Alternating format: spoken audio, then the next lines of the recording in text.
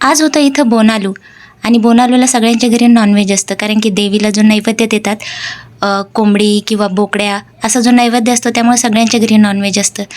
तर आम्ही पण चाललो आहे बोनम घेऊन. आम्ही असं प्रॉपर बोनम घेऊन नाही जात. ही माझी फॅमिली आहे. तर हे माझ्या सासून ते इथं 50 वर्ष झाले आले आहे राहायला. तर त्याच्यामुळे इथली संस्कृती शेजारच्यांचं बघून, तेलुगू लोकांचं बघून ते पण करतात. पण असं प्रॉपर आम्हाला डोक्यावर घेऊन बोनम असं घेऊन नाही जात. आम्ही सिंपल नैवेद्य करून पुरी, गोड पुरी, दही भात, जेव्हा की इकडचे लोक ते गोड भात करून घेऊन जातात.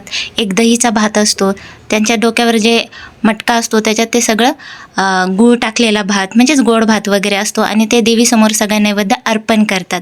इकडं जे झाडाची जी ताडी मिळते सिंधी, ते पण देवीला अर्पण करतात तिथंच बोकड्यासोबत किंवा कोंबडीसोबत, जो बळी दिला जातो त्याच्यासोबत. इकडं बघा बायका असं पायाला हळदी लावून घेतात. इकडं कुठलीही पूजा असली तरी हळदी असतेच पायाला पूर्ण. मग सगळेजण मंदिराचे पहिले 5 चक्कर किंवा 7 चक्कर असे प्रदक्षिणा घालतात आणि मग 1 बाय 1 एका एका फॅमिलीला जाऊ देतात आतमध्ये नैवेद्य अर्पण करायला.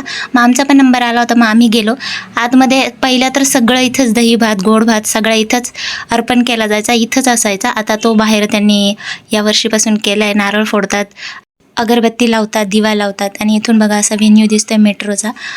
दिवसभर लोक त्यांचं बोनम घेऊन जात असतात, त्यांचा नंबर येईल तेव्हा. मग आम्ही नंतर घरी आलो, तिकडून डब्बा घेऊन आलो आमच्या घरून. आणि मला तर पहिले चेंज करायचं होतं, साडीने खूप अनकम्फर्टेबल होतं. आणि हे बघा जोडवे असे फिरत होते, त्यामुळे मी तर डबल टेप लावून त्याला जुगाड केला, कारण की एवढे छान डिझाईनचे घेऊन ते नुसते फिरून खालीच जातात. मग मी चेंज करून घेतलं आणि नॉर्मल अवतारात आले आणि नंतर डब्बा खोलला आणि आम्ही रात्री जेवलो. तर तिकडून इथं बघा काय मेन्यू असतो सगळ्यांच्याच घरी. इथं चिकन मटन जर केलं तर त्यासोबत पुरी असते. हे सुद्धा मी इकडं पहिल्यांदाच खाल्लं होतं की नॉनव्हेजसोबत पुरी, हा काय कॉम्बिनेशन आहे. पण इकडं सगळ्यांच्याच घरी ते असतं. तेलुगू लोकांच्या पुरी बनवतात ते बोनालूला नॉनव्हेजसोबत.